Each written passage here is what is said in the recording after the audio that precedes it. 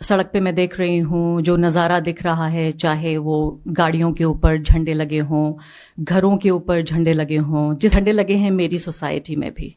यानी मैं जहाँ से होकर गुजर कर अभी आई हूँ, वो झंडा ऐसा नहीं लगा कि सोसाइटी पे लगा है, ऐसा लगा कि मेरे सीने पे भगवा झंडा लगा दिया गया। दोस्तों नमस्कार। आपने ये बात सुनी जो मैडम ने बोल ली, ये एक हमारे देश के अंदर बड़े न्यूज चैनल उसकी पत्रकार है। इनका देखा आपने बर्ताव, इनकी सोच। दोस्तों दिन था 22 जनवरी, जब भगवान श्री राम लल्ला का प्राण प्रतिष्ठा का जो कार्यक्रम होना था। उससे पहले जो हिंदू समाज ने खुशी मनाई थी, अपने झंडे वो जो दिखाना चाह रहे थे अपने प्रभु से, मतलब उनके मन में उत्साह था, क्योंकि 500 साल बाद ये उत्सव आया था हिंदू समाज के लिए। और ये मोहतरमा क्या बोल रही, इन्हें ऐसा लगा जैसे जो झंडा था वो इनके सीने पर गाड़ दिया था। दोस्तों आप महसूस करें, ये केवल मोदी को हराने के लिए नहीं, ये ऐसे लोग जिन्होंने हिंदू समाज के ऊपर वर्षों कई शताब्दियों तक राज किया। मुगल सोच वाली ये मैडम, क्या आखिर हिंदू समाज ने इनका कुछ बिगाड़ लिया था? वो झंडे लगा रहे थे, खुशियां मना रहे थे, गीत गा रहे थे, तो इनकी सोसाइटी में झंडा लगा हुआ देखा इन्होंने, तो वो भी ये मैडम पचा नहीं पाई।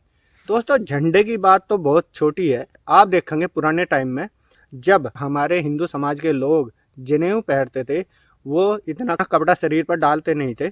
जनेऊ थे उनके, और सर पर चोटा था, और कई तिलक आप देखेंगे माथे पे तिलक लगा के रखे थे।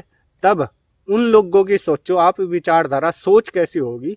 तो जैसे ये मैडम आज के युग में 21वीं शताब्दी के अंदर ये बात कह रही, अगर इन्हें लगा सोसाइटी पे जो झंडा लग रहा वो ऐसा लग रहा इनकी छाती पे लग रहा। इन लोगों की सोच सीधा सीधा एक काफिर को ये छूट होनी नहीं चाहिए।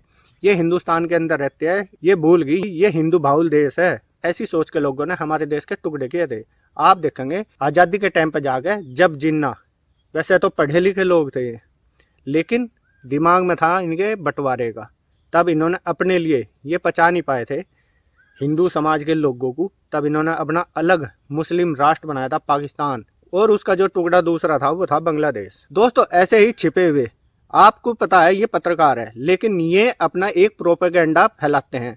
देखेंगे अपने आसपास ये लोग चेहरा भोला बना लेते हैं, बात इस तरह से करते हैं जैसे कोई हिंदू समाज के लोग बोझ हैं। वे अगर पूजा कर रहे तब भी बुरा, अगर वे अपने धर्म को मान रहे, त्योहार मना रहे, तब भी बुरा। आप इनका एक पुराना ट्वीट देखेंगे, तब ये एक जानवर को सहलाते हुए, जानवर था बकरा, उसे प्यार करती है और ट्वीट करती है पशु प्रेम होना चाहिए। कुछ दिनों बाद फिर ये एक मटन की वीडियो डालते हैं, मटन की फोटो डालते हैं, तब ये कहती है वेरी नाइस ईट, यानी कि मटन इन्हें खाने में बहुत अच्छा लगा। ये वही लोग हैं जो एक दोगलेपंथी को लेकर अपने समाज के लोगों को भड़काने का काम करें। इनके चक्कर में सेकुलर हिंदू फंस जाते हैं, क्योंकि ये जिस तरह की विचारधारा लेकर चलते हैं, इनके अंदर जो भरा रहता है एक विद्वेष, हिंदुओं के लिए विद्वेष, उसे ये धीरे धीरे इस तरह की बातें कह के, मीठी मीठी बातें साफ लहजे में बोल लेंगी, जिससे आम आदमी जो सोचेगा ये बात सही कह रही, लेकिन असल में अगर देखेंगे ये हिंदू समाज के खिलाफ आग उगल रहे हैं। दोस्तों आपने देखा होगा जब मोदी सरकार शुरू में आई थी 2014 के बाद, एक गैंग, आपने नाम सुना होगा अवार्ड वापसी गैंग, वो इसी तरह के लोग थे। आपने देखा होगा पहले एक किसी बुद्धिजीवी ने अवार्ड वापसी किया, फिर उसके बाद दूसरे बुद्धिजीवी, यानी कि स्वयं से बुद्धिजीवी कहलाने वाले लोग, उनकी लाइन लगी थी। ऐसे कई पत्रकार, लेखक जिन्होंने अपने अवार्ड वापसी किए थे मोदी सरकार के विरोध में।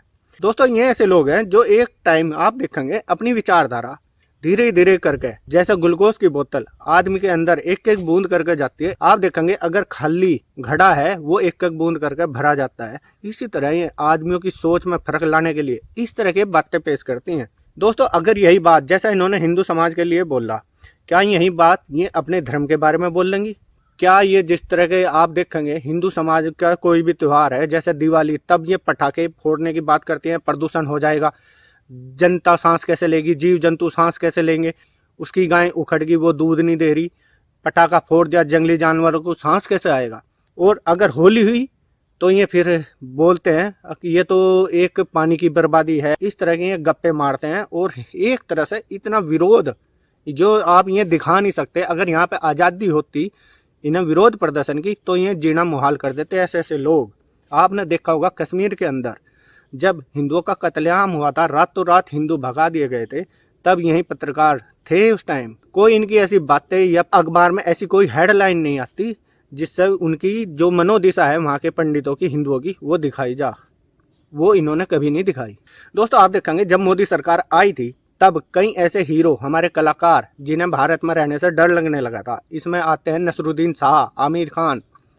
लेकिन टाइम बीतता गया, अब वो कलाकार कहाँ हैं, उनकी बातें कहाँ हैं। अगर रिपोर्टर आप उनसे पूछें, भाई आपको अब नहीं डर लग रहा, अब उन्हें सांप सूख जाएगा। क्योंकि तब जब नई नई मोदी सरकार आई थी, एक तरह से बोला गया था कि हिंदुओं की सरकार है, तब ये लोग पचा नहीं पाए थे। सेकुलर नाम का जो काढ़ा है वो केवल हिंदुओं के लिए ही तैयार कर रखा था इन्होंने, और आज भी वो काढ़ा कुछ ऐसे हिंदुओं को पिलाने का काम करते हैं। दोस्तों आप देखेंगे झंडे की कितनी बड़ी बात है। क्या हिंदू अपने त्योहार नहीं मना सकता? 500 साल बाद कोर्ट के माध्यम से जब भव्य मंदिर बनाने की बात आई, ये लोग किस तरह का प्रोपेगेंडा चला रहे हैं हिंदुओं के खिलाफ। बात केवल झंडे की है। इनसे अगर पूछा जाए क्या हिंदू समाज ने कोई हिंसा फैलाई? वो झंडे अपने घर पर लगा रहे, अपनी सोसाइटी में लगा रहे, या फिर अपनी गाड़ी के ऊपर लगा रहे, मोटरसाइकिल के ऊपर लगा रहे, क्या इनको वो टोक रहे, क्या इनको वो छेड़ रहे, या फिर इनके खिलाफ कुछ आपत्तिजनक शब्दों का इस्तेमाल कर रहे? बिल्कुल नहीं। हिंदू सेकुलर है, लेकिन अब जब हिंदुओं को सतर्क रहना है ऐसे लोगों से। आप इनकी कोई भी न्यूज देख लो, ये उस तरह का एक ऐसा काढ़ा तैयार करते हैं जिसमें जो बुराई निकलेगी वो मोदी सरकार की निकलेगी, हिंदुओं की निकलेगी। लेकिन ये कभी भी अपने धर्म के बारे में या किसी और अन्य धर्म के बारे में ऐसा कभी बोलने के नहीं। दोस्तों यही लोग खुद को बुद्धिजीवी प्रमोट करते हैं। हाँ, हम बुद्धिजीवी हैं। आपने इन मोहतरमा का एक इंटरव्यू सुना होगा, जब केरल के राज्यपाल आरिफ खान, आपने नाम सुना होगा, वो पहले कांग्रेस में थे, फिर बीजेपी में आए और अब राज्यपाल हैं केरल के अंदर।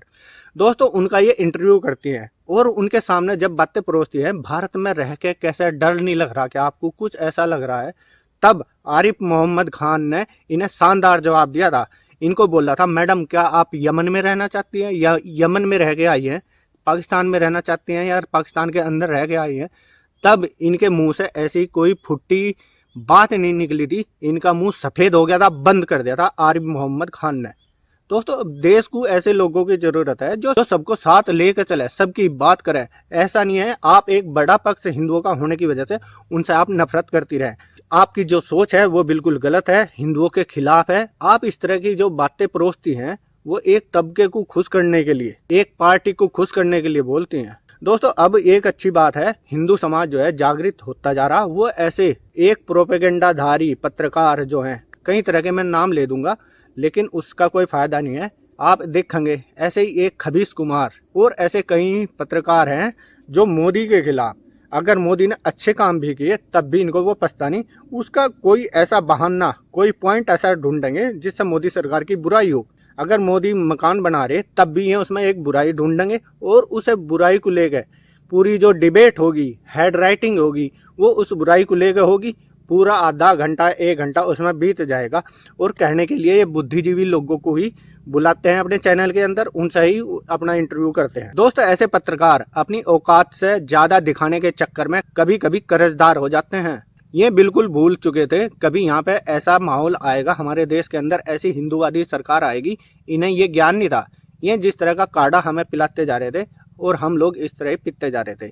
अब जब सरकार बदल गई, सारे नियम कानून बदल गए, जो मुजरिम है उसे सजा मिलने लगी, देश में काम होने लगे। दोस्तों आप देखेंगे एक सोसाइटी है, एक पूरा गांव है, उसमें अगर 70 घर हिंदुओं के हैं, उसमें से 30 घर अगर दूसरे अल्पसंख्यकों के हैं, तो क्या वे जो बहुसंख्यक हैं वे अपना त्योहार, जो भी खुशी का माहौल है, अपने शादी ब्याह में मना नहीं सकते? या फिर वो झंडे की बात थी, इन्हें मैडम को ऐसा लग रहा था जैसे ये झंडा इनकी छाती पर धर गया हो, जैसा इनकी छाती पर सांप रेंग रहा हो। दोस्तों आप ऐसा करें, ऐसे लोग जब भी आपको दिखे न्यूज चैनल पर या कभी भी आपको वीडियो ऐसी दिखे, इन्हें स्किप करें, ब्लॉक करें।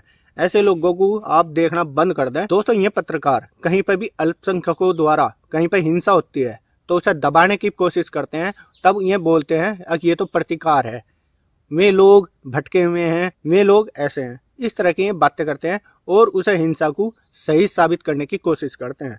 अगर यही काम बड़ा पक्ष यानी कि बहुसंख्यक समाज अगर करता है तब ये कहेंगे हमारे देश में अल्पसंख्यकों के लिए ऐसा नहीं है, अल्पसंख्यक डर रहे हैं, वे कहाँ जाए, उनकी कोई सुनने वाला नहीं है। इस तरह से भ्रामक प्रचार करते हैं, अपना अपना एक प्रोपेगेंडा इन्होंने सेट कर रखा सीधे सीधे मोदी के लिए। मोदी को हटाना है या मोदी इन्हें पच नहीं रहा, लेकिन ऐसा कभी होगा नहीं। जब तक मोदी सही काम करते रहेंगे वो प्रधानमंत्री पद पर बने रहेंगे, या फिर इनके बाद कोई बीजेपी का अच्छा लीडर आएगा वो भी अच्छे काम करेगा, तब भी वो अपने पद से नहीं जाएगा। दोस्तों आप क्या कहते हैं ऐसे रिपोर्टर जो एक प्रोपेगेंडा अपना चलाते हैं, किस तरह से हिंदू समाज को नीचा दिखाने की कोशिश करते हैं, किस तरह का सेकुलर नाम का जो कीड़ा है वो हिंदुओं को पिलाने की कोशिश करें, और किस तरह से हिंदुओं से नफरत करें। ऐसे लोगों के बारे में आप कितना जानते हैं या आप इनके बारे में क्या सोचते हैं, आप कमेंट बॉक्स में मुझे लिख सकते हैं। दोस्तों आपको ये वीडियो अच्छी लगी हो तो वीडियो लाइक और शेयर जरूर करना। अगर आप मेरे चैनल पर नहीं हैं तो चैनल सब्सक्राइब जरूर करना। धन्यवाद, नमस्कार, जय हिंद।